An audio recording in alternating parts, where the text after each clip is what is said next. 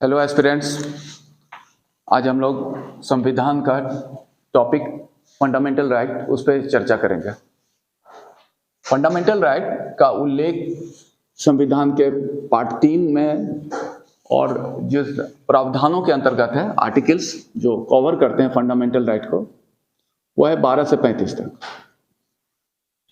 मौलिक अधिकार के बारे में कहा गया है कि ये जो लिया गया है भारतीय संविधान में, अमेरिका में इस तरह का नागरिकों को अधिकार दिया गया है बिल ऑफ राइट्स, उससे प्रभावित होकर लिया गया यूएसए के संविधान से। और यहां पर इंडिया में इसको कहा जाता है मैग्ना कार्टा ऑफ इंडिया।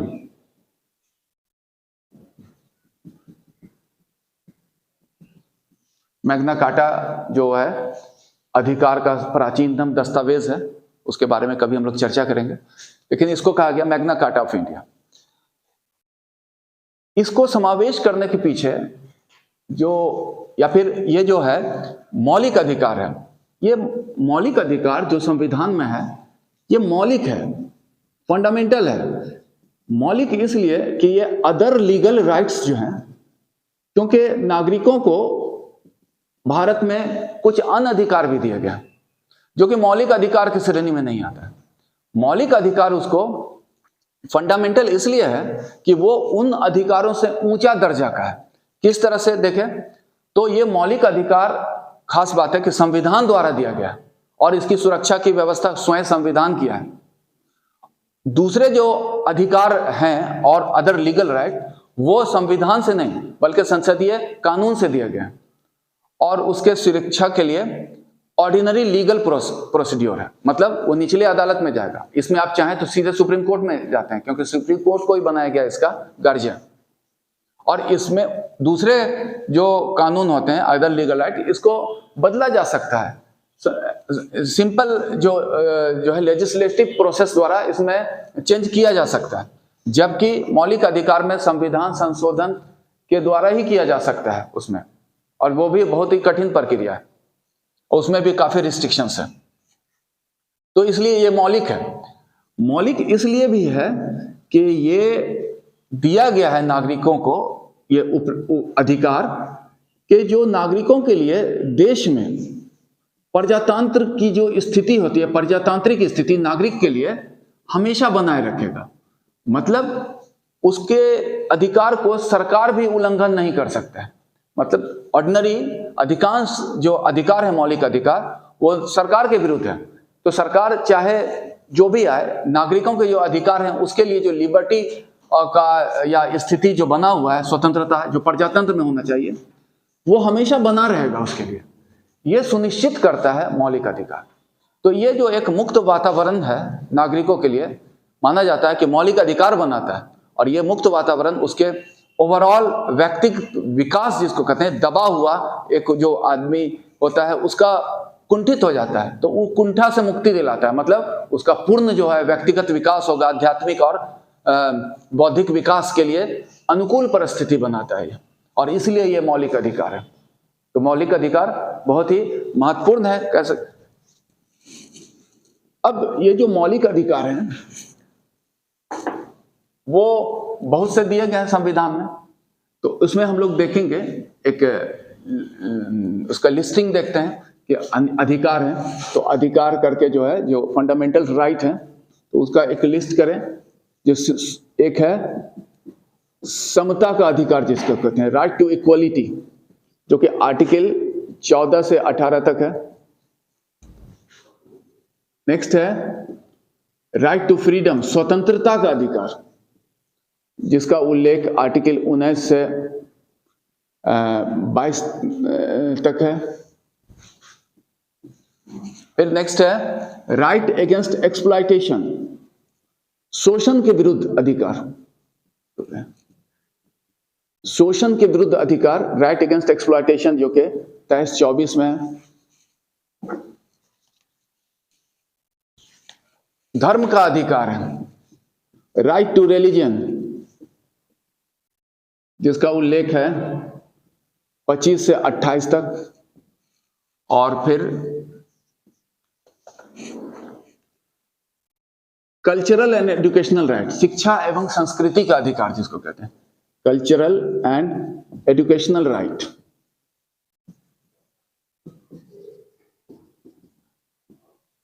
शिक्षा एवं संस्कृति का अधिकार, यह आर्टिकल 29 से 30 के बीच में है। और एक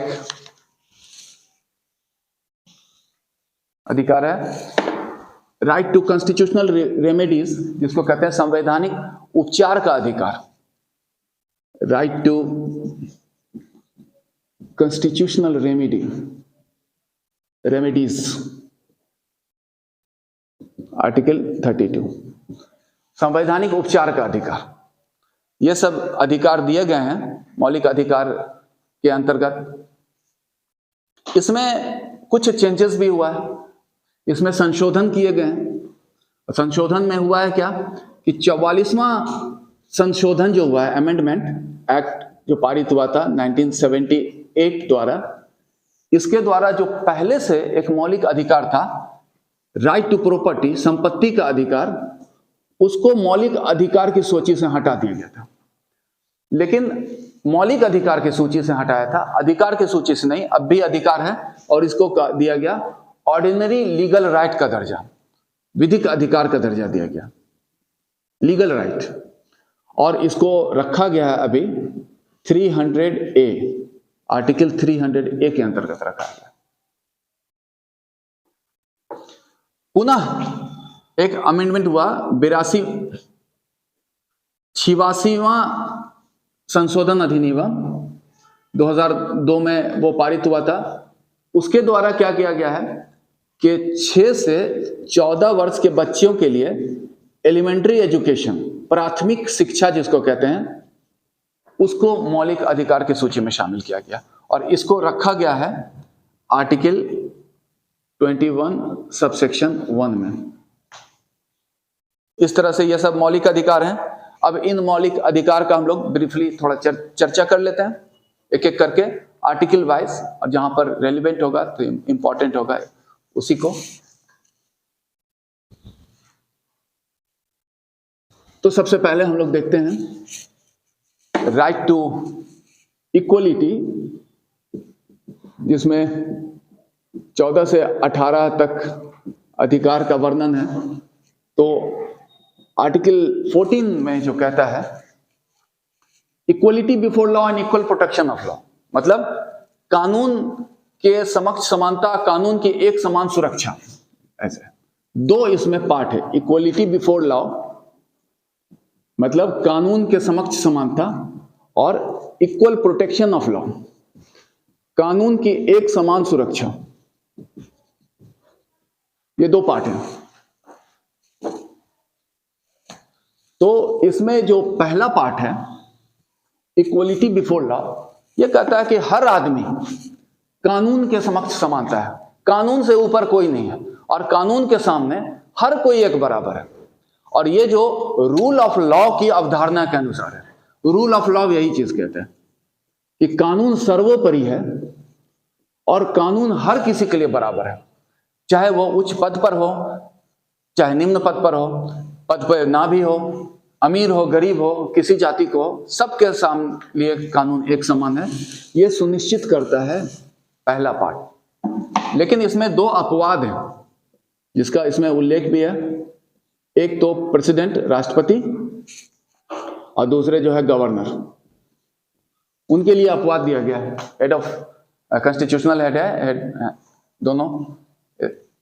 तो क्या है कि पहली बात कि जो अपवाद है, बोला गया है कि ये जब पद पर आसीन होते हैं तो अपने कार्य जो भी करते हैं वो कार्य के लिए किसी के प्रति, किसी न्यायालय के प्रति उत्तरदायी नहीं होते हैं, उत्तरदायी नहीं है। बाकी जितने ऑफिशियल हैं अगर कुछ गलत करते हैं तो उनका प्रोसिक्यूशन हो सकता है बाद में, लेकिन इनका कभी नहीं हो सकता है।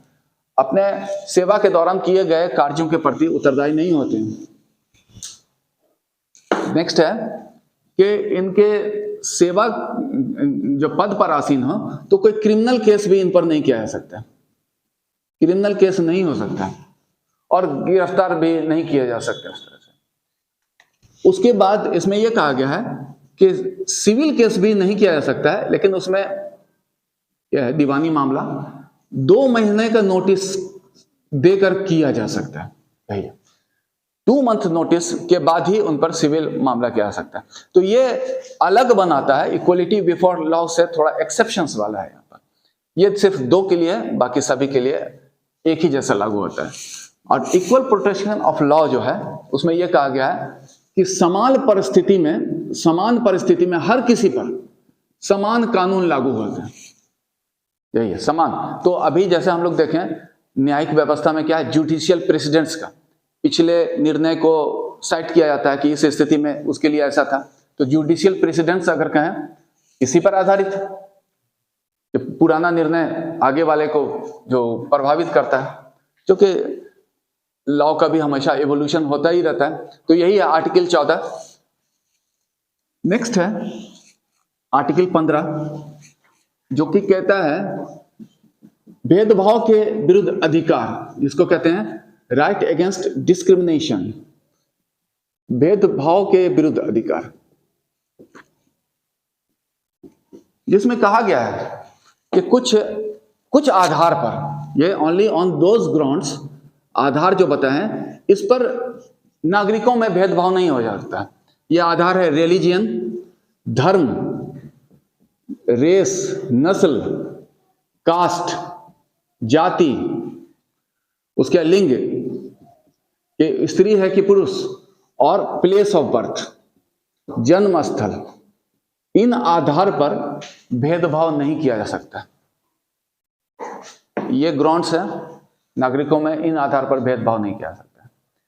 लेकिन इसमें भी एक्सेप्शंस है कि चाहे सरकार तो भेदभाव कर सकता है। एक्सेप्शनल जो प्रोविजंस है, जैसे उसमें बच्चों के लिए, चिल्ड्रंस के लिए भेदभाव कर सकता है, उसमें वीमेन के लिए भेदभाव किया, महिला का जो कुछ है उसके लिए भेदभाव किया जा सकता है, SC ST के लिए भेदभाव किया जा सकता है, कुछ कमजोर वर्ग जो हैं, वीकर सेक्शन के लिए भेदभाव किया जा सकता है। ये सब कुछ है, मतलब इसमें भी अपवाद है, जरूरत पड़ने पर भेदभाव किया जा सकता है। और इसमें क्या निहित है, जैसे एक चीज है, बहुत सी चीज है इसमें कि इसमें जो निहित बात है कि किसी पब्लिक प्लेस में इस आधार पर भेदभाव नहीं किया जा सकता जाने से। रेस्टोरेंट में, कुआं पे ऐसे ही लिखा हुआ है, या सड़क पे चलने पर। लेकिन अभी हम लोग बोले कि चिल्ड्रंस पार्क में झूला वगैरह है बच्चे के लिए, तो वही यूज करेगा, महिला का कंपार्टमेंट है तो महिला ही बैठेगी। तो कुछ इस तरह का रिजर्वेशन किया जा सकता है उसमें, ठीक है। तो यह है अपवाद। नेक्स्ट आइए आर्टिकल 16, जो कि कहता है कि लोक रोजगार में भेदभाव के विरुद्ध अधिकार। आर्टिकल 16, तो right against exploitation, right against discrimination in public employment. एक तरह से कहें नौकरी में भेदभाव नहीं किया जा सकता। उसमें बताया गया कुछ आधार पर, जिसका उल्लेख संविधान में किया गया है। और यह आधार, इसी में एक और जुड़ गया, रिलीजन, रेस, कास्ट। इसमें जो आधार अगर देखें हम लोग, तो ग्राउंड्स जो है इतना है, एक और जुड़ गया यहां पर एडिशनल, इसमें है सेक्स और डिसेंट। डिसेंट मतलब कहां पर परंपरा है, वंश परंपरा, इन आधार पर नहीं किया सकता। Religion, race, caste, sex, descent और प्लेस ऑफ बर्थ के आधार पर पब्लिक इंप्लॉयमेंट में भेदभाव नहीं किया जा सकता है, ऐसा कहता है। और लेकिन इसमें भी अपवाद है। अपवाद अगर देखा जाए, 2 चीज है, एक डोमिसाइल का किसी चीज के लिए नियम बना सकता है, और रिजर्वेशन। अपवाद में रिजर्वेशन जो है और एक डोमिसाइल का नियम जो बनता है, ये संसद नियम बनाकर करता है कि किसी खास जगह पर रहने के लिए, खास नौकरी के लिए चाहिए उसका। और रिजर्वेशन जो है, जो भी SC ST, महिला, OBCs, ये सब जो है, वीमेन, OBCs वगैरह जो है, ये रिजर्वेशन दिया गया, तो उसमें भेदभाव किया जा सकता है। तो मतलब यही है आर्टिकल 16।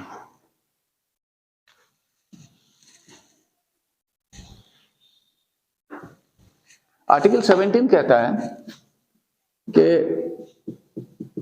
एबोल्यूशन ऑफ अनटचेबिलिटी, अस्पृश्यता का अंत, एबोल्यूशन ऑफ अनटचेबिलिटी।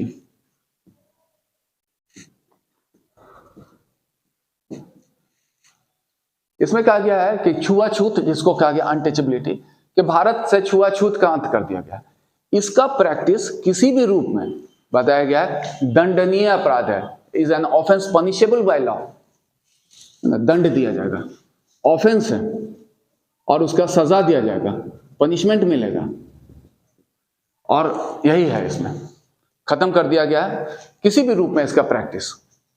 और पनिश करने के लिए संसद को अधिकृत किया गया था कि किस तरह से पनिशमेंट देना है अगर इस तरह का उल्लंघन किया गया आर्टिकल। तो इसके लिए संसद में एक नियम बना था, उसको कहते हैं अनटचेबिलिटी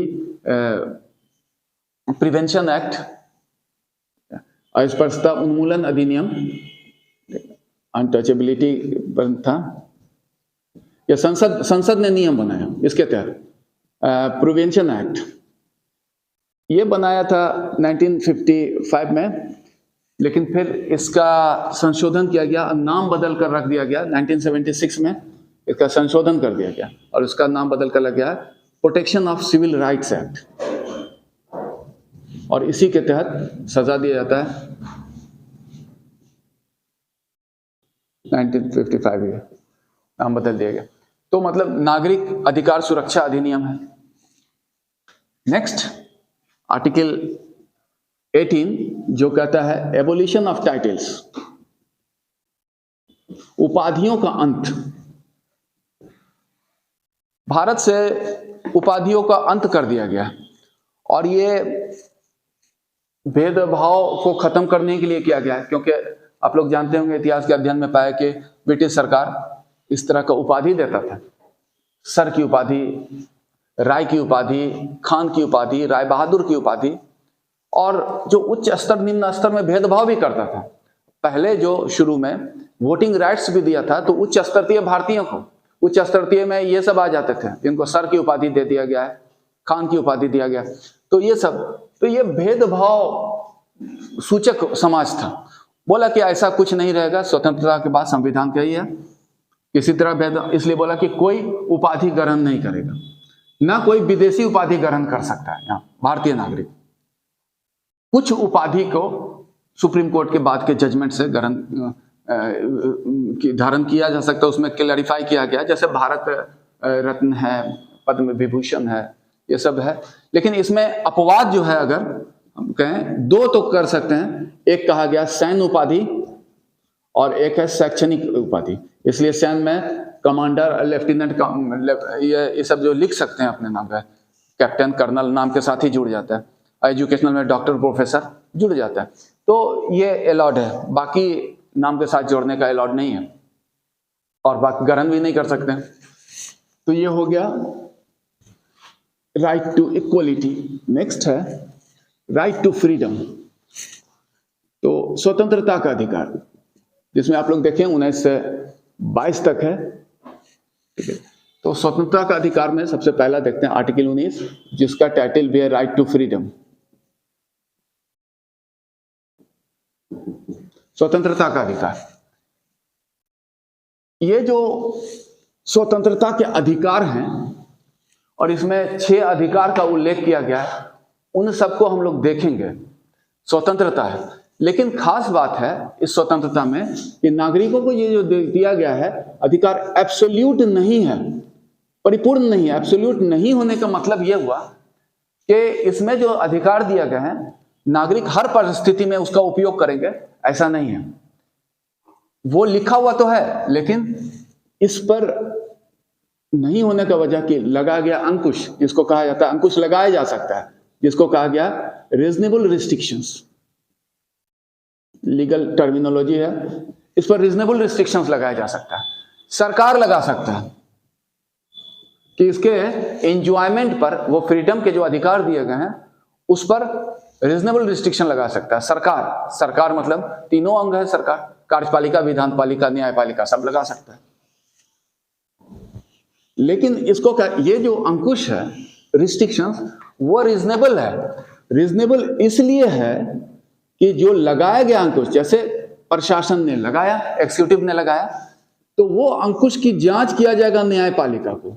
और न्यायपालिका को लगा कि उस परिस्थिति में लगाना सही था, रीजनेबलनेस जो होता है उसकी जांच किया जाएगा, और उसको लगा कि हाँ ठीक है, तभी वो लागू रहेगा। नहीं तो हो सकता है वो अंकुश अगर आर्बिट्रेरी मनमानी ढंग से लगाया जाए तो वो नहीं रहेगा, उसकी जांच किया जाएगा। इसलिए रीजनेबल रिस्ट्रिक्शन, रिस्ट्रिक्शंस तो है लेकिन रीजनेबल रिस्ट्रिक्शन, यही है उसका नेचर। लगाया जा सकता है क्योंकि फाइनली इसकी जांच करेगा, रिव्यू करेगा जुडिशरी और पाएगा ठीक है, तब वो अलाउ करेगा, नहीं तो उसको ये डिक्लेयर कर देगा अल्ट्रा वायरस, खत्म कर दिया जाएगा। तो यही है। तो इसमें राइट टू फ्रीडम के अंतर्गत जिस पर रीजनेबल रिस्ट्रिक्शंस भी लग सकता है, 6 अधिकार का उल्लेख है उसमें। जो है जो अधिकार हैं, एक पहला देखें, अभिव्यक्ति की स्वतंत्रता का अधिकार 1901 में हो गया, freedom of speech and expression, जिसको कहते हैं अभिव्यक्ति की स्वतंत्रता का अधिकार, कि इस पर कुछ भी अपने मन की माने अपना बात कहने का अधिकार है, किसी को भी नहीं रोका जा सकता है। लेकिन इस पर लगाए, अच्छा इसमें निहित है, खास बात जो ध्यान में रखिए, इसमें निहित है बहुत चीज कि आप कुछ भी बोल सकते हैं। उसमें समाचार पत्र जो है, समाचार पत्र या फिर मीडिया वगैरह जो भी है, वो सारी बातें कहता है, उसको अधिकार दिया गया है, इसी में निहित है। जितने भी मीडियाज का दूसरे भी ये हैं वो हो सकते हैं, और उसमें आपको लेकिन अंकुश लग सकता है। ऐसी बात नहीं कह सकते हैं रीजनेबल रिस्ट्रिक्शन जिससे कि देश की एकता अखंडता प्रभावित हो, unity and integrity of nation जिसको कहते हैं, ऐसा नहीं कर सकते हैं। ऐसा नहीं कर सकते हैं कि जिससे जन शांति की प्रभावित हो, पब्लिक ऑर्डर जिसको कहें वो प्रभावित हो जाए, पब्लिक नैतिकता के विरुद्ध बात है, मोरलिटी के अगेंस्ट बात है, वो नहीं कर सकते हैं। ऐसी बात नहीं कर सकते हैं जिससे कि विदेश से संबंध खराब हो, फॉरेन रिलेशन खराब हो, अराजकता फैला दिया जाए। तो इस तरह का जो बात अगर होगा तो उस पर अंकुश लगाया जा सकता है। तो ये हुआ freedom of speech and expression. Freedom of assembly, जो कि सभा बुलाने का अधिकार है, कि किसी को भी सभा बुला सकते हैं, लेकिन इसके लिए शर्त है कि, या फिर कहें कि वो पीसफुल होना चाहिए, शांतिपूर्ण होना चाहिए और अनआर्म्ड होना चाहिए, अस्त्र शस्त्र विहीन होना चाहिए, ऐसा सभा होना चाहिए। अगर इसका विपरीत रहा तो फिर उस पर अंकुश लगाया जा सकता है। मतलब हम लोग ये कहें रीजनेबल रिस्ट्रिक्शन लगेगा कि अगर उस पर देश की एकता अखंडता के विरुद्ध वाला सभा है, अंकुश लग जाएगा। वो अस्त्र शस्त्र से है तो अंकुश लग जाएगा। तो ये सब है इसमें। Freedom of assembly, freedom of to form association, संगठन बनाने का अधिकार। नेक्स्ट है फ्रीडम टू फॉर्म एसोसिएशन, यह हुआ संगठन बनाने का अधिकार। को कोई भी संगठन बना सकता है। आप लोग स्टूडेंट्स यूनियन बनाते हैं, कोई टीचर्स यूनियन भी बना लेता है, तो कोई भी बना सकता है, उसमें कुछ रिस्ट्रिक्शंस नहीं है संगठन बनाने। लेकिन इस पर रीजनेबल रिस्ट्रिक्शंस है कि जो भी संगठन बनाए वो वैध हो, माने लीगल कार्य के लिए हो, अवैध काम के लिए संगठन नहीं बन सकता है। और फिर ऐसा संगठन न बने जिससे देश का एकता अखंडता प्रभावित हो, देश का उसके विपरीत होगा तो इस तरह के संगठन को अनुमति नहीं मिलेगा। नेक्स्ट है फ्रीडम ऑफ मूवमेंट। उसमें यह कहा गया है कि देश में भारत का जो नागरिक है उसको देश में कहीं भी जाने का अधिकार है, घूमे जहां घूमना है, हर राज्य में घूम सकते हैं क्योंकि हर राज्य का नागरिक है वो, लेकिन वो घूम सकता है। लेकिन रीजनेबल रिस्ट्रिक्शन लग सकता है 2 चीज पर।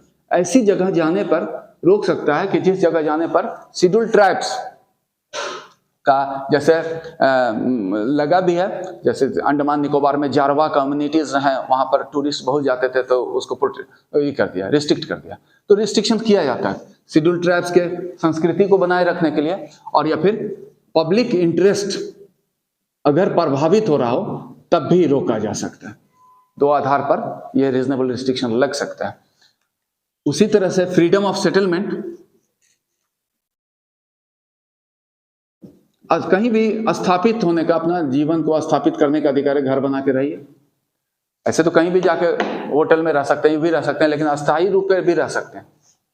भारत के नागरिक के कहीं भी रह सकते हैं, लेकिन इसमें फिर रीजनेबल रिस्ट्रिक्शंस जो है वही है कि ऐसी जगह पे ना रहिए कि जिससे आपके रहने से शेड्यूल्ड ट्राइब्स के संस्कृति प्रभावित हो जाए, अंकुश लगाया जा सकता है। या जनहित प्रभावित हो रहा हो उस जगह रहने से, तो वहां पे भी रहने से अंकुश लगाया जा सकता है। रीजनेबल रिस्ट्रिक्शन, तब पे रीजनेबल रिस्ट्रिक्शन है। और आर्टिकल 19 का अंतिम अगर हम लोग देखें, वो है रोजगार करने का अधिकार, freedom of trade, profession and occupation. मतलब कोई भी व्यापार कर सकते हैं, कोई भी पेशा अपना सकते हैं, कोई भी रोजगार कर सकते हैं, अपने जीविकोपार्जन के लिए कर सकते हैं। इसमें कुछ ये नहीं है, नौकरी कर सकते हैं या दूसरा बिजनेस कर सकते हैं या कोई पेशा अपना सकते हैं, कुछ भी कर सकते हैं। लेकिन इसमें रीजनेबल रिस्ट्रिक्शंस है कि ऐसा नहीं है कि जो काम की जगह अवैध होगा तो उसको लीगल होना चाहिए, और ऐसा भी काम नहीं होना चाहिए कि जिससे देश की एकता अखंडता प्रभावित हो। यह तो हमेशा ध्यान में रखना होगा। और अगर इस तरह का कुछ है तो उस पर रीजनेबल रिस्ट्रिक्शंस लग सकता है। तो यह हुआ आर्टिकल 19। आर्टिकल 20 जो कहता है वो कि अभियुक्त को उपलब्ध अधिकार की बात करता है।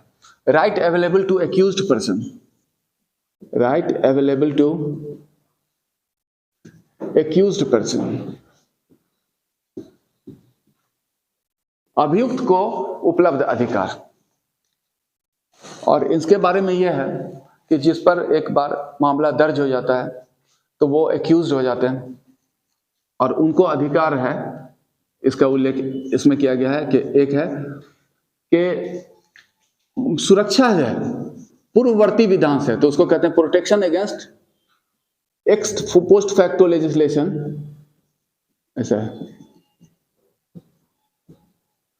मतलब ये हुआ कि उसके जिस दिन जो अभियुक्त होता है, डेट ऑफ इंसिडेंट होता है, जो डेट ऑफ ऑफेंस होता है, उस समय जो कानून विद्यमान है उस कानून अनुसार ही उसका निर्णय होगा। बाद में अगर कोई कानून बना है जिसमें सजा का प्रावधान ज्यादा हो गया तो वो लागू नहीं होगा, उससे सुरक्षा दिया गया उसको। ये क्रिमिनल केस के लिए है सुरक्षा देता। बाकी सिविल और दूसरे टैक्सेशन मामले में लग सकता है, जिसको कहते हैं रिट्रोस्पेक्टिव इफेक्ट से लागू किया जा सकता है। लेकिन क्रिमिनल केस में ये सुरक्षा है कि उससे ज्यादा नहीं दिया जा सकता है सजा जिस दिन उसने क्राइम किया था, जो कानून विद्यमान था उससे सुरक्षा। यही है एक्स पोस्ट फैक्टो लेजिस्लेशन से सुरक्षा, कि बाद में भले ही बदल गया हो लेकिन वो गाइडेड होगा पहले वाले कानून से ही। दूसरा है प्रोटेक्शन अगेंस्ट डबल जियोपार्डी, मतलब दोहरे सजा से सुरक्षा का अधिकार। ये सब लीगल टर्म है।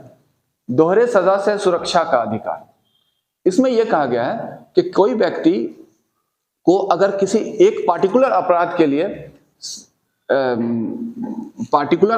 के लिए सजा मिल चुका है तो उसी अपराध के लिए फिर से सजा नहीं मिलेगा। पार्टिकुलर टाइप ऑफ मिला है तो मिल सकता, सिर्फ उसके लिए अगर मिला है तो उसके लिए फिर दोबारा नहीं मिल सकता। वो सजा मिल गया है तो फिर आगे नहीं मिलेगा। तो एक ही अपराध के लिए 2 बार सजा नहीं मिल सकता। और तीसरा यह है कि अभियुक्त को अपने ही विरुद्ध गवाही देने से सुरक्षा का अधिकार है। तो protection against giving self incriminating evidence, self incriminating.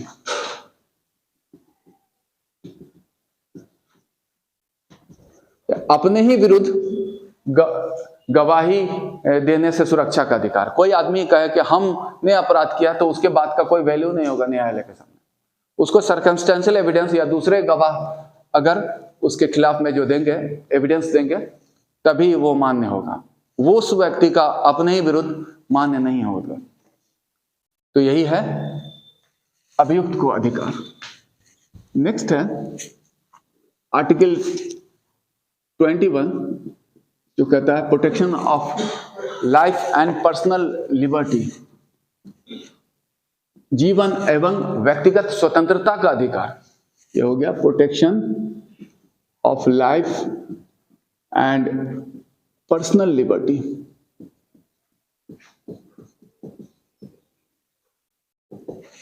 जीवन एवं व्यक्तिगत स्वतंत्रता का अधिकार।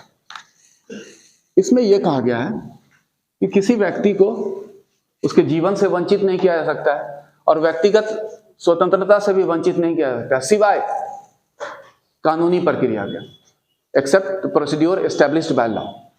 प्रोसीड्यूर एस्टेब्लिश्ड बाय लॉ मतलब अगर इस बारे में कोई प्रक्रिया को फॉलो किया गया हो, न्यायपालिका का निर्णय हो, जैसे किसी को मृत्यु दंड दिया जाता है तो फिर होगा। उसके व्यक्तिगत स्वतंत्रता से भी वंचित किया जा सकता है, कन्फाइन कर दिया जाता है, नजरबंद कर दिया, जेल ही में रख दिया, क्योंकि वो प्रोसीड्यूर एस्टेब्लिश्ड बाय लॉ है, उससे किया जा सकता है। यही है। और अगर इसमें यह भी है, अगर कहा जाए तो न सिर्फ जीवन जीने का अधिकार, अपना भी लाइफ को वो वंचित नहीं कर सकता। इसलिए भारत में आत्महत्या भी एक अपराधी की श्रेणी में आ जाएगा। जहां तक इसमें है पर्सनल लिबर्टी का, तो बहुत से केसेस आते रहे सुप्रीम कोर्ट में जिसमें और एलेबोरेट किया गया कि इस व्यक्तिगत स्वतंत्रता के अंतर्गत और क्या निहित है। तो इसमें बहुत चीज निहित है, जिसमें समय समय पर जो सुप्रीम कोर्ट के निर्णय में कहा गया, एक तो सर्वप्रमुख है मेनका गांधी केस, उसके अलावा भी और भी निर्णय आए हैं जस्टिस के। तो उसमें खास बात अगर देखें, इंपॉर्टेंट यहाँ पर है राइट टू डिग्निटी, सम्मानजनक जीवन जीने का अधिकार सबको है। राइट टू प्राइवेसी, ये मेजर है, उसके गोपनीयता को नहीं भंग कर सकते हैं। उसके अलावा भी बहुत है, अच्छे इलाज पाने का अधिकार, काम का अधिकार, शिक्षा प्राप्त करने का अधिकार, रोजगार पाने का अधिकार, राइट टू वर्क वगैरह सारा चीज इसी में रखा गया है। समय समय पर विभिन्न जजमेंट आते रहे जिसमें इसको एलेबोरेट किया गया। तो ये एक व्यापक है और इसमें काफी व्यापकता, धीरे धीरे इवोल्यूशन ऑफ लॉ हो रहा है, तो आ भी रहा है कौन कौन से इसमें रखा जाएगा। तो ये हुआ आर्टिकल 21। एक आर्टिकल 21 का सबसेक्शन 1 है, इसको कहा गया राइट टू एजुकेशन, शिक्षा का अधिकार, जो कि कहा गया है कि 6 से 14 वर्ष के बच्चों के लिए एलिमेंट्री एजुकेशन जो है मौलिक अधिकार के अंतर्गत शामिल किया गया। नेक्स्ट है आर्टिकल 22, जो कि कहता है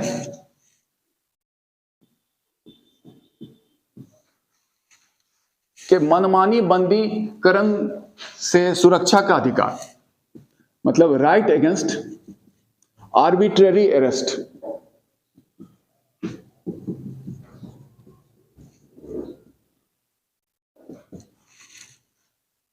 मनमानी बंदीकरण से सुरक्षा का अधिकार।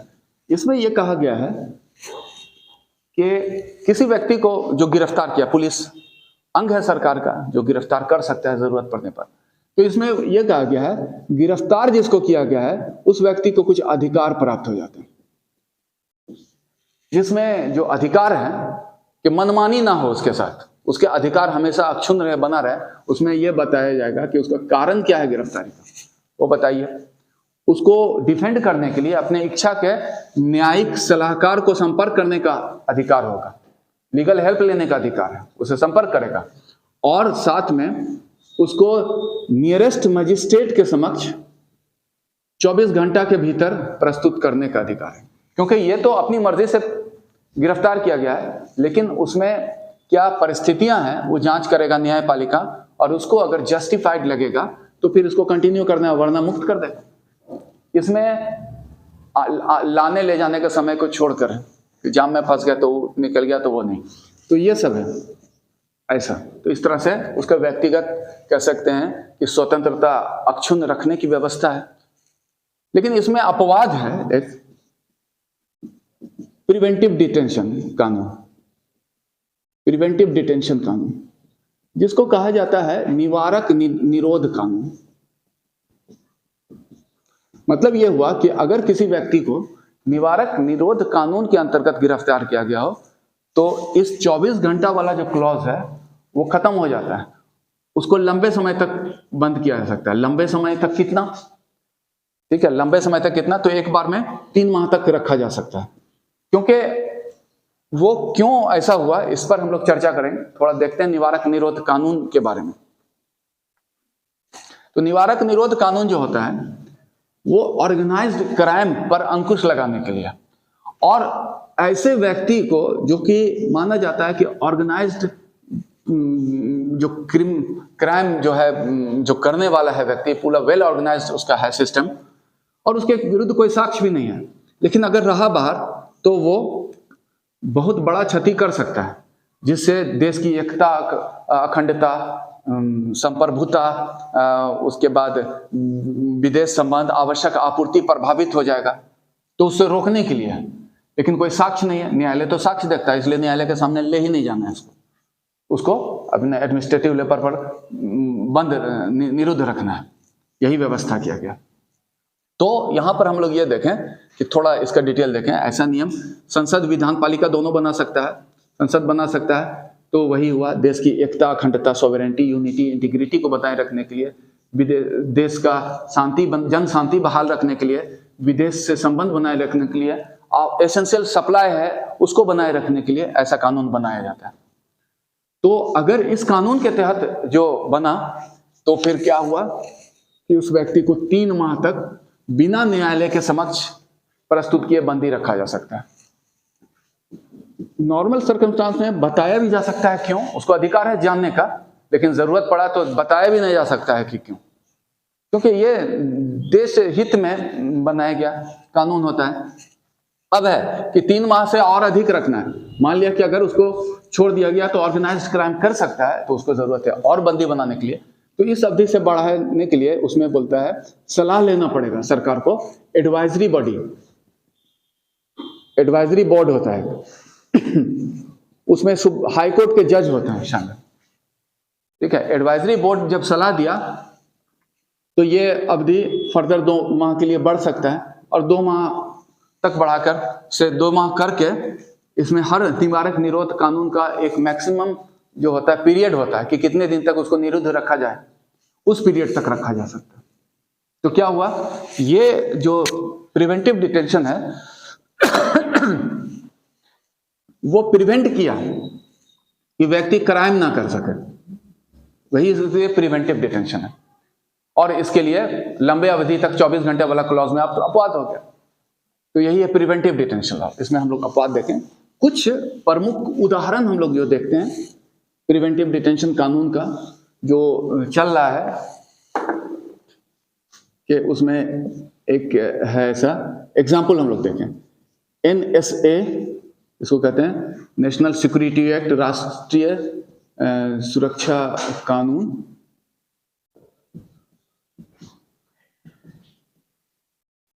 नाइनटीन 1980 में बनाया गया था। अच्छा, उससे पहले एक था कॉफेपोसा, वो भी था प्रिवेंटिव डिटेंशन, 1974 में बना था। चलिए इसका फुल फॉर्म भी बता दें, कभी कभी फुल फॉर्म भी पूछा गया है। इसका है conservation of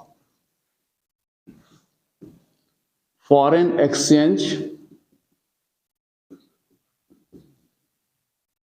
and prevention of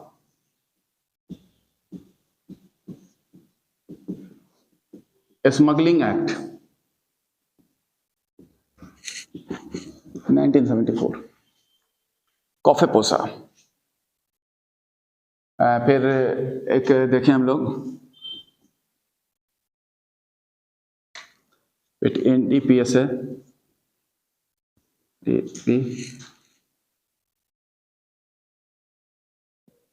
1988, तो इसका जो फुल फॉर्म भी देख लीजिए, prevention of illicit trade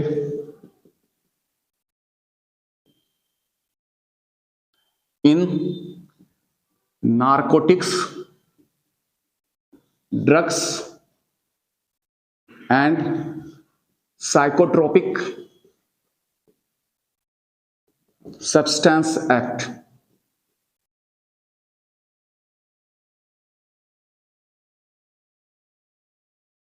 drug dealer वगैरह पर लगता है NDPS।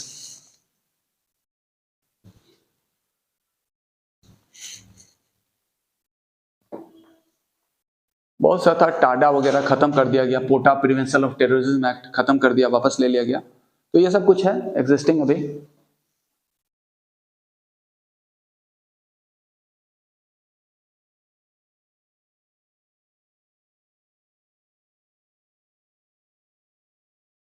एक और भी है काफी, अनलॉफुल एक्टिविटीज प्रिवेंशन एक्ट,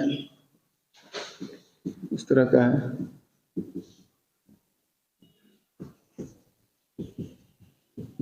सबसे पहले तो 1967 में ही बना था यूएपीए करके। तो ये सब कुछ प्रिवेंटिव डिटेंशन कानून का उदाहरण हम लोग देखें जो अपवाद है।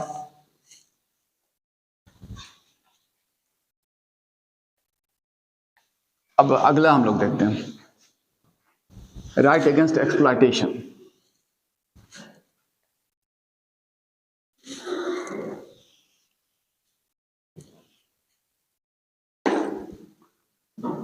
उसमें दो, राइट अगेंस्ट एक्सप्लॉयटेशन में दो आर्टिकल हैं। शोषण के विरुद्ध अधिकार, जिसमें एक है आर्टिकल 23 जो कहता है कि जो बेगार है, जो बंधुआ मजदूरी, फोर्स लेबर है, फ्री में काम कराना, या फिर जो ह्यूमन ट्रैफिकिंग है,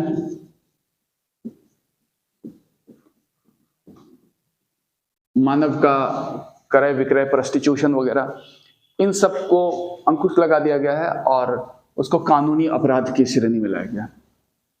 और आर्टिकल 24 कहता है कि 14 वर्ष से और उससे कम उम्र के बच्चों को किसी हजार्डस माने खतरनाक रोजगार में नहीं लगाया जा सकता। हजार्डस ऑक्यूपेशन में उनको नहीं लगाया जा सकता है। और बाकी मतलब जो हजार्डस नहीं उसमें लगाया जा सकता है, लेकिन उसके लिए भी चाइल्ड लेबर एक्ट वगैरह काफी बना हुआ है, जिस पर काफी सजा का भी प्रावधान है। एम्प्लॉय अगर करेगा छोटे छोटे काम में तो जुर्माना भी लग सकता है 20,000 रुपया। तो ये सब है इसमें।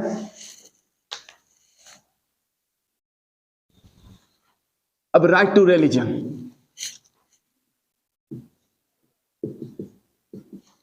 धर्म का अधिकार, जो कि 25 से 28 तक है। और ये वो प्रावधान है जो यहाँ पर धार्मिक समुदाय को, सभी को समान अधिकार देता है, सेकुलर व्यवस्था को स्थापित करने में सहायक होता है। तो इसमें जो है आर्टिकल 25 कहता है कि हर व्यक्ति को किसी धर्म को मानने या ना मानने, मतलब धर्म को माने या एथिस्ट हो जाए, नास्तिक भी होने का अधिकार है उसको। ऐसा नहीं कि किसी ना किसी धर्म को माने, तो वो अधिकार है उसको। धर्म को मानने का अधिकार है, अपनाने का अधिकार है, इसको प्रचार प्रसार करने का अधिकार है। लोगों को बताए कि मेरे धर्म में क्या है। इसमें प्रसार करने का मतलब ये नहीं होगा, फोर्सफुल कन्वर्शन इसमें नहीं आता है। तो ये सब है, ये सब अधिकार है, आर्टिकल 25 में कहा गया। आर्टिकल 26 कहता है कि हर धार्मिक समुदाय को अपने जो है धार्मिक संस्थान को स्थापित करने का अधिकार है, वो कर सकता है। आर्टिकल 27 कहता है कि किसी मतलब टैक्स जो है किसी धर्म विशेष पर कर नहीं लागू किया जा सकता। मतलब कोई प्रॉपर्टी है तो उस पर प्रॉपर्टी टैक्स लगेगा तो सब पर इक्वली लगेगा, तो किसी धर्म से विशेष पर अलग से कोई टैक्स नहीं लगाया जा सकता।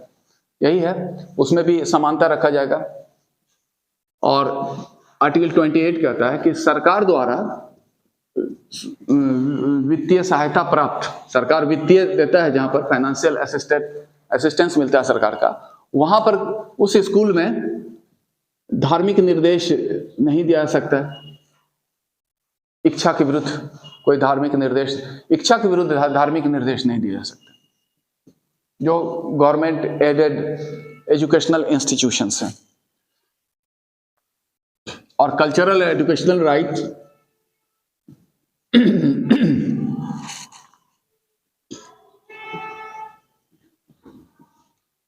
मतलब ये हुआ शिक्षा एवं संस्कृति का अधिकार, जो कि 2 है, आर्टिकल 29 और 30 में है। आर्टिकल 29 में कहता है कि जो है धर्म और भाषा के अल्पसंख्यक, मतलब रिलीजियस एंड लिंग्विस्टिक माइनॉरिटी जो है, ये इसमें पहचान किया गया लिंग्विस्टिक माइनॉरिटीज, धर्म एवं भाषा के अल्पसंख्यक को किसी भी क्षेत्र में, वो कोई भी हो सकता है, तो उसको अपने संस्कृति को बनाए रखने का अधिकार है। यही है संस्कृति, अपने कल्चरल जो ट्रेडिशंस है, कस्टम्स है, रीति रिवाज, उनको बनाए रख सकता है। और आर्टिकल 30 कहता है कि किसी भी रिलीजियस और लिंग्विस्टिक माइनॉरिटी को अपने इच्छा के जो है एजुकेशनल इंस्टीट्यूशंस स्थापित करने का अधिकार है। वो अपना, जैसे कोई भाषा का है, अलग अलग भाषा के स्कूल है, वो कर सकता है। हालांकि इसके एडमिशन में भेदभाव नहीं होगा, लेकिन क्या कहते हैं, वो स्थापित कर सकता है। आर्टिकल 30 ऐसा ही कहते हैं। और अंतिम जो देखेंगे अभी हम लोग, राइट टू कॉन्स्टिट्यूशनल रेमेडीज।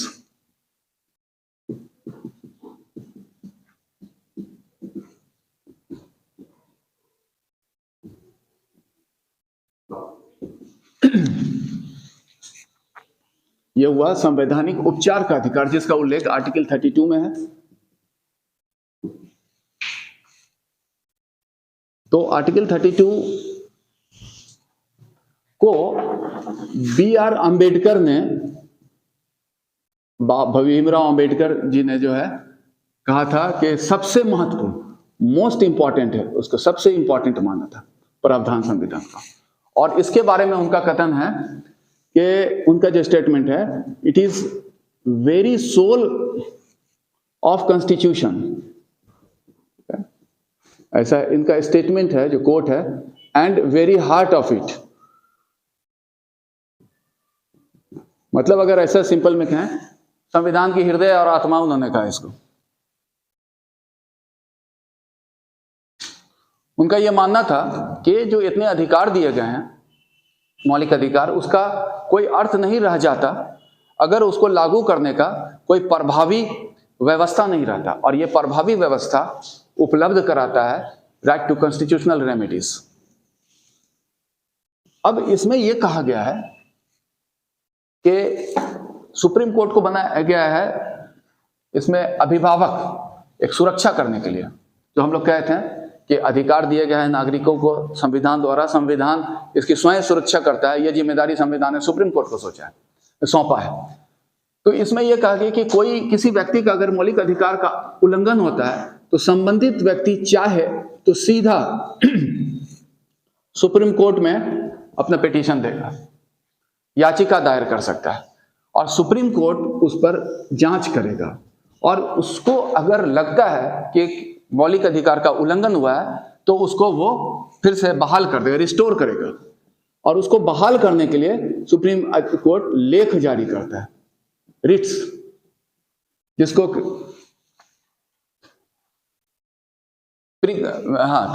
तो ये हुआ, उसको रिट जारी करता है, एक्स्ट्रा ऑर्डिनरी रेमेडीज देता है वो। ये रिट्स को एक्स्ट्रा ऑर्डिनरी रेमेडीज कहा गया। तो ये जो लेख जारी करता है, वो अलग अलग परिस्थितियों में उसके जो है अलग अलग का वो सुप्रीम कोर्ट एक तरह निर्णय ही हुआ, जो कि वो फंडामेंटल राइट को बहाल करने के लिए किया जाता है।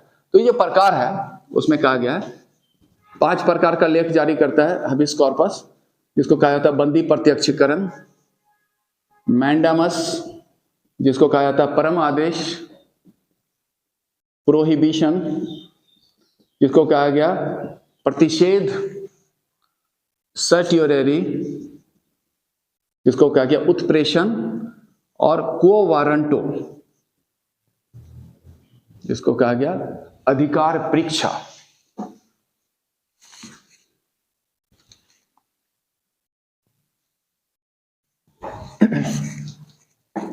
तो ये लेख जारी करता है, लेख के नाम हुआ। अभी सभी का हम लोग थोड़ा थोड़ा ब्रीफली इलेबोरेट करते हैं कि क्या अर्थ हुआ। हैबियस कॉर्पस, हैबियस कॉर्पस, इसको कहा गया बंदी प्रत्यक्षीकरण,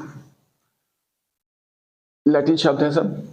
इसका जो अर्थ होता है सशरीर प्रस्तुत करो, प्रोड्यूस द बॉडी, अर्थ यही है, सशरीर प्रस्तुत करो। और ये जो लेख जारी किया जाता है उस स्थिति में कि जब किसी व्यक्ति को अवैध रूप से, गैर कानूनी रूप से बंदी बनाया गया, तो उसका क्या हुआ, स्वतंत्रता जो हुआ प्रभावित हो गया अधिकार। तो वो व्यक्ति मामले को ले जा सकता है सर्वोच्च न्यायालय। सर्वोच्च न्यायालय उसको बोलेगा कि सशरीर प्रस्तुत, उसके सामने प्रस्तुत करने का देगा। उसके बाद उस पर बंद किए गए जो किया गया किस कारण से किया गया, उसके कारणों की जांच करेगा और पाएगा कि अगर ये कारण जस्टिफाइड नहीं है तो उसको मुक्त करने का अधिकार देगा। इस तरह से व्यक्ति का स्वतंत्रता मुक्त सुनिश्चित करता है यह हैबिस कॉर्पस। नेक्स्ट है मैंडामस।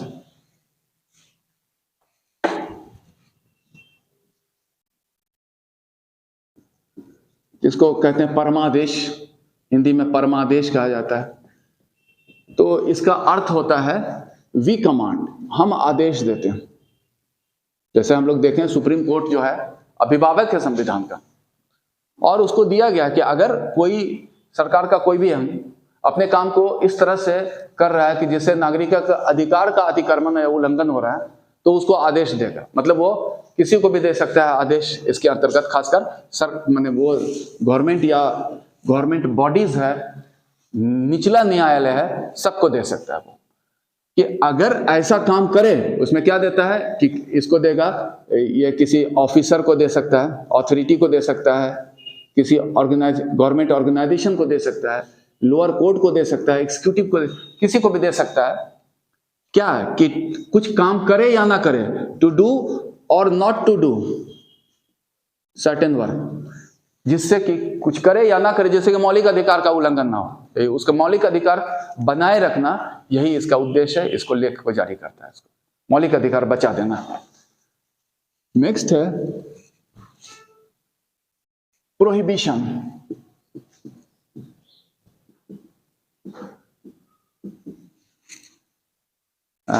प्रतिषेध।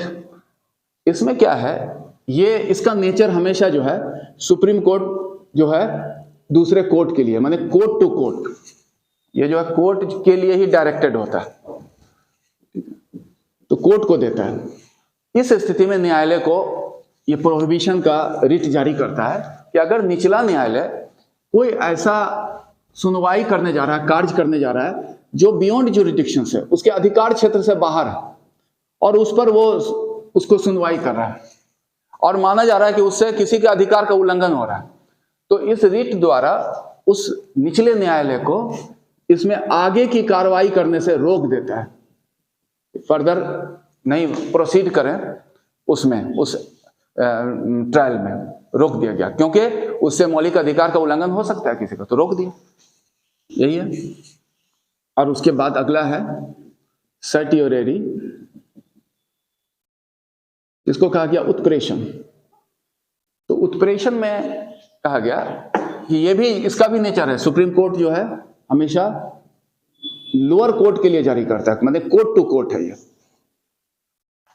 और इसकी परिस्थिति यह है कि जब निचला न्यायालय किसी ऐसे काम को करने जा रहा हो कि किया हो, मतलब यहां तो रोक दिया और उसमें क्या हुआ, निर्णय लिया हो, और वो निर्णय उसके अधिकार क्षेत्र से बाहर जाकर किया हो, जिसका उसको अधिकार ही नहीं था, बियॉन्ड ज्यूरिडिक्शंस किया, तो उस स्थिति में ऐसे निर्णय को सुप्रीम कोर्ट सर्टियोरेरी द्वारा रिवोक कर, निरस्त कर देता है, उसको सेट असाइड कर, खत्म कर दिया उसको।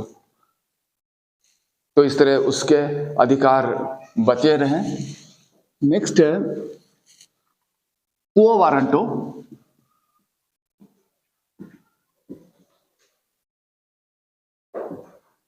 अधिकार परीक्षा।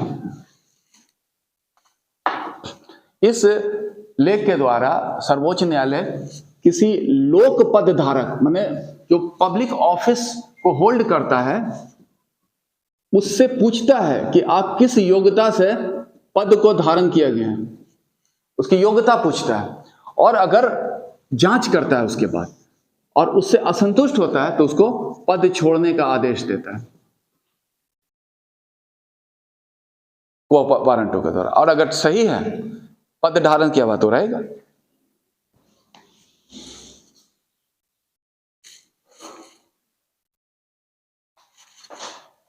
अब कुछ इसी मौलिक अधिकार से रिलेटेड कुछ प्रमुख आर्टिकल्स हैं, उसके बारे में हम लोग चर्चा करें। इंपॉर्टेंट ये है कि कुछ ये जो कि 12 से 35 तक देखें, तो उसमें कुछ आर्टिकल्स और हम लोग को देखना। ये तो हम लोग देखें जो मौलिक अधिकार थे, कुछ आर्टिकल्स ऐसा है कि एक है आर्टिकल 12 मौलिक अधिकार में ही, इसमें डिफाइन किया गया है कि हम लोग कहें मौलिक अधिकार नागरिकों को सरकार के विरुद्ध भी उपलब्ध है, तो सरकार भी इसका उल्लंघन नहीं कर सकता, क्योंकि इसका लक्ष्य होता है राजनीतिक प्रजातंत्र की स्थापना करना, पॉलिटिकल डेमोक्रेसी, यही है। तो सरकार को यहां डिफाइन किया गया।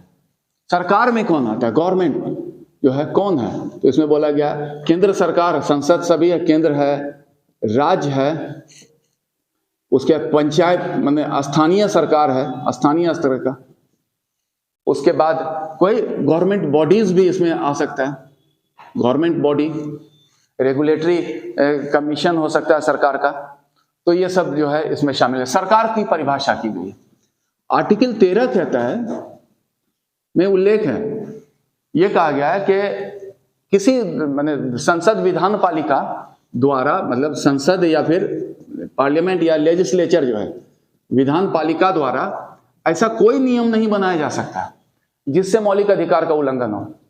यह मतलब मौलिक अधिकार का उल्लंघन ना हो, इसके लिए सुनिश्चित बना रहे हैं। संसद विधान पालिका द्वारा ऐसा नियम नहीं बनाया जा सकता है जिससे मौलिक अधिकार का उल्लंघन हो। सही है। आर्टिकल एक और है आर्टिकल 33 जो कहता है कि मौलिक अधिकार में के जो है कुछ मॉडिफिकेशन किया जा सकता है। मॉडिफिकेशंस मतलब उपांतरण जिसको कहते हैं, कुछ मॉडिफिकेशन किया जा सकता है। तो उसमें यह है कि संसद नियम बनाकर कुछ विशेष प्रकार के व्यक्ति को कुछ मौलिक अधिकार से वंचित कर सकता है। ऐसा है, कुछ मौलिक अधिकार से वंचित किया जा सकता है, देश हित में किया जा सकता है। उसके पीछे एक रीजन होना चाहिए।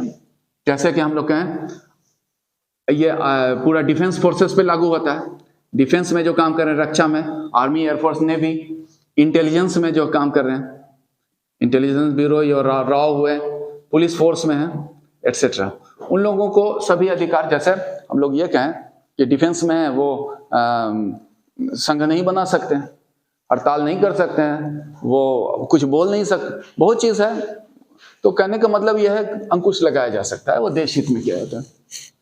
और एक आर्टिकल 34 है जो कहता है कि कुछ परिस्थिति में जैसे मार्शियल लॉ की बात करता है, सैन्य शासन, कि जहां पर विधि व्यवस्था बहुत खराब हो जाता है तो वहां पर सौंप दिया जाता है सेना को, विधि व्यवस्था स्थापित करने पर उसको कुछ अधिकार के साथ, तो वहां पर भी जो है मौलिक अधिकार से वंचित किया जा सकता है। एक अगला हम लोग देखेंगे मौलिक अधिकार का निलंबन, सस्पेंशन ऑफ फंडामेंटल राइट। निलंबन मतलब फॉर द टाइम बिंग उसके जो है इफेक्टिवनेस को खत्म किया जाता है कि इफेक्टिव नहीं रहेगा। इसकी परिस्थिति बताई गई है।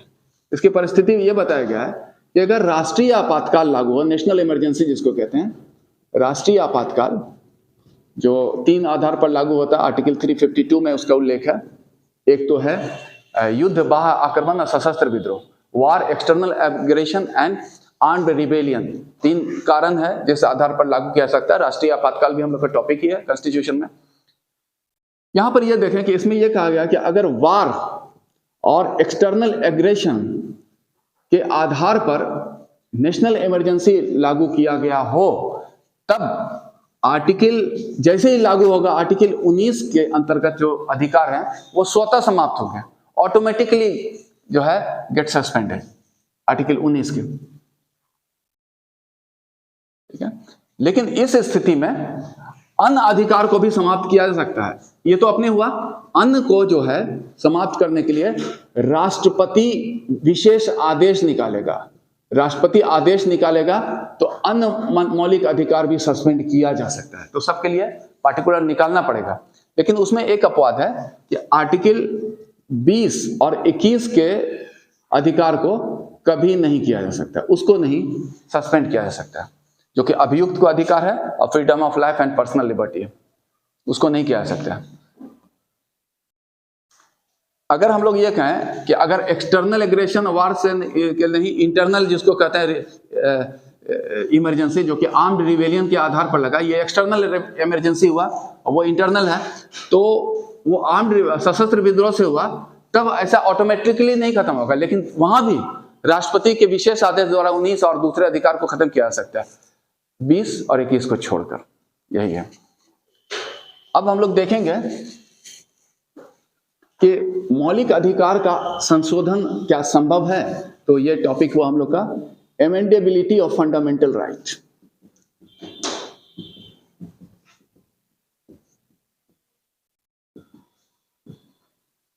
मौलिक अधिकार में संशोधन कि किस हद तक किया जा सकता है, क्योंकि उसमें तो यह कहा गया कोई भी मौलिक अधिकार को उल्लंघन नहीं कर सकता, क्योंकि ये एक कह सकते हैं कि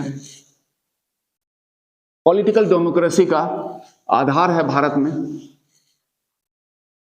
लेकिन आर्टिकल 368 में, इसमें 2 है, संसद को अधिकार दिया गया।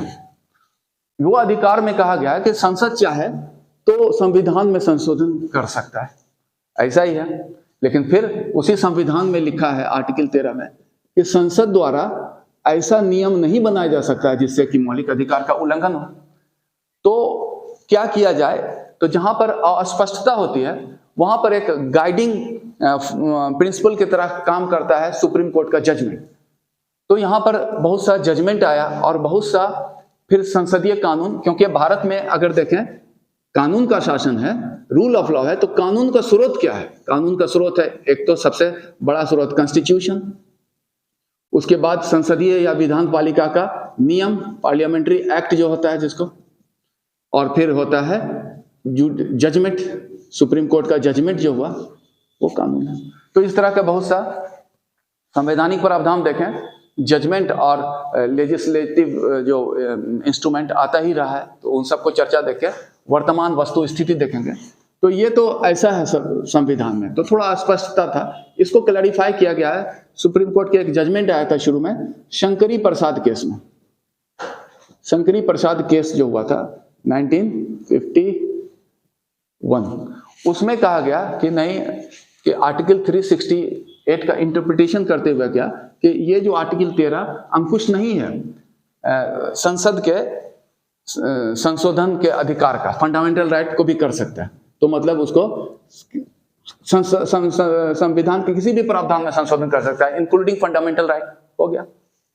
लेकिन फिर सुप्रीम कोर्ट को रिविजनरी पावर है, सुप्रीम कोर्ट का नियम या जजमेंट तो हर कोई मानने के लिए बाध्य है, आर्टिकल 141 में ऐसा है।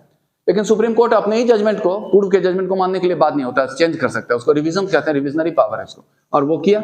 अगला था गोलकनाथ केस 1967 में आया, जिसमें सर्वोच्च न्यायालय ने स्पष्ट किया कि नहीं, आर्टिकल 13 को अगर देखा जाए तो उसको ध्यान में रखते हुए यह होता है, इंटरप्रिटेशन किया जाता है कि संसद द्वारा फंडामेंटल राइट में अमेंडमेंट नहीं किया जा सकता। तो मतलब संसद संविधान के सभी प्रावधान में संशोधन कर सकता है, लेकिन फंडामेंटल राइट में नहीं कर सकता है। ये उस पर रिस्ट्रिक्शंस हुआ। उसके बाद ये अंकुश लगा संसद के अधिकारों पर गोलकनाथ केस के द्वारा। इस अंकुश को खत्म किया फिर संसद ने अधिनियम पारित करके, और इसके खत्म करने के लिए प्रभाव को पार्लियामेंट में एक संशोधन पारित हुआ था, 24वां संविधान संशोधन अधिनियम, 24th अमेंडमेंट एक्ट 1971 में हुआ था, जिसमें इस डिसेबिलिटी को खत्म किया। मतलब संसद ने स्वयं को अधिकृत किया कि संविधान के किसी भी प्रावधान में संशोधन कर सकता है, इंक्लूडिंग फंडामेंटल राइट, किसी भी प्रावधान में संशोधन करता है। फिर वही हो गया, उनकी स्थिति बहाल कर लिया संसदीय नियम द्वारा। उसके बाद ये जो था मामला फिर गया सर्वोच्च न्यायालय के पास, और सर्वोच्च न्यायालय ने इस पर फिर जजमेंट दिया, और उस जजमेंट को कहा जाता है केशवानंद भारती केस।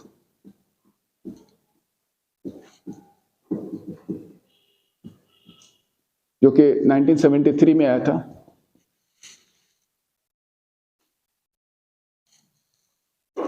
इस केशवानंद भारती केस में सर्वोच्च न्यायालय ने स्पष्ट किया कि हाँ, इस बात को माना कि आर्टिकल 368 में है, संसद जो है किसी भी प्रावधान में संशोधन कर सकता है, लेकिन सब्जेक्ट टू द कंडीशन, उसमें कंडीशन लगा दिया, शर्त लगा दिया कि इतना ज्यादा इस तरह से संशोधन नहीं कर सकता है कि बेसिक स्ट्रक्चर, संविधान के जो है मूलभूत ढांचा में परिवर्तन हो जाए।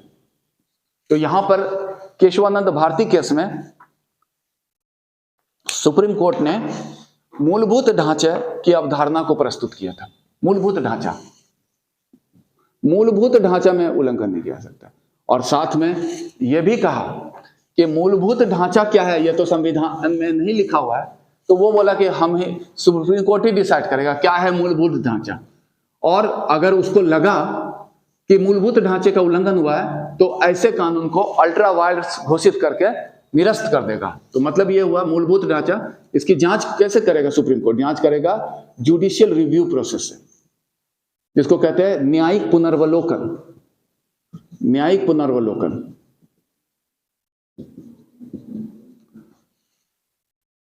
उसकी जांच करके, और यदि सुप्रीम कोर्ट को ऐसा प्रतीत होता है कि मूलभूत ढांचे का उल्लंघन हुआ है तो उसको वो क्या करेगा, अल्ट्रा वायर्स डिक्लेयर करेगा और उसको वाइड मतलब निरस्त कर देगा, प्रभावहीन कर देगा उसको। यही अधिकार सुप्रीम कोर्ट ने अपने पास लिया। तो फिर कहा जाए एक तरह से पावर आ गया सुप्रीम कोर्ट के पास, तो ये न्यायिक पुनर्वलोकन करने का अधिकार हो गया उसको। लेकिन इस कमजोरी पर, इस अंकुश पर भी संसद ने काबू करने का प्रयास किया था 42वां 42nd जो है कॉन्स्टिट्यूशनल अमेंडमेंट एक्ट पारित करके, वो 1976 में हुआ था। ये तो बहुत ही बड़ा संशोधन है जिसको मिनी कॉन्स्टिट्यूशन भी कहा जाता है। तो वो तो कॉन्स्टिट्यूशन वाले टॉपिक में देखेंगे डिटेल्स में क्या क्या था इसमें कवर।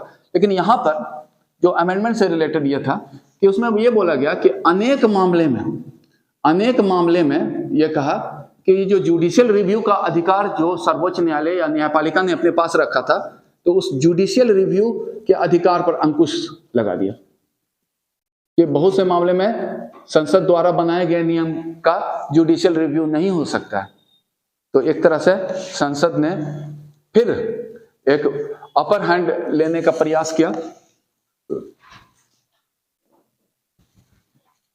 लेकिन फिर इसके बाद आया मिनर्वा मिल केस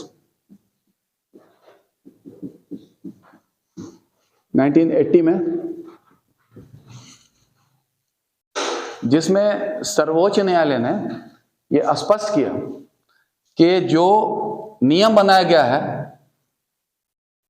42वें संशोधन अधिनियम द्वारा, जिसके द्वारा जुडिशियल रिव्यू का अधिकार पर अंकुश लगाया गया है, वो अपने आप में संविधान के मूलभूत ढांचे का उल्लंघन है। ठीक है, और वो बोला कि बेसिक स्ट्रक्चर का उल्लंघन है, इसलिए इसको जो है निरस्त कर दिया। इस वाले जो नियम को उसको निरस्त करके फिर से पूर्व की स्थिति बहाल कर दी। तो पूर्व की स्थिति बहाल कर दी मतलब पूर्व की स्थिति 1976 से पूर्व की, मतलब केशवानंद भारती केस के बाद जो स्थिति उत्पन्न हुआ था वही स्थिति बहाल किया। तो मतलब अभी यही है कि मौलिक अधिकार का संशोधन हो सकता है, तो हो सकता है, संसद कर सकता है, लेकिन उसकी जांच करेगा सर्वोच्च न्यायालय। और अगर सर्वोच्च न्यायालय को लगता है ऐसा कि मूलभूत ढांचे का उल्लंघन हो रहा हो, तो जो है उस मूलभूत ढांचे का उल्लंघन पाएगा तो उसको फिर निरस्त कर सकता है। और यही है मौलिक अधिकार के बारे में। और आज हम लोग इस टॉपिक को यहीं पे खत्म करते हैं। Thank you.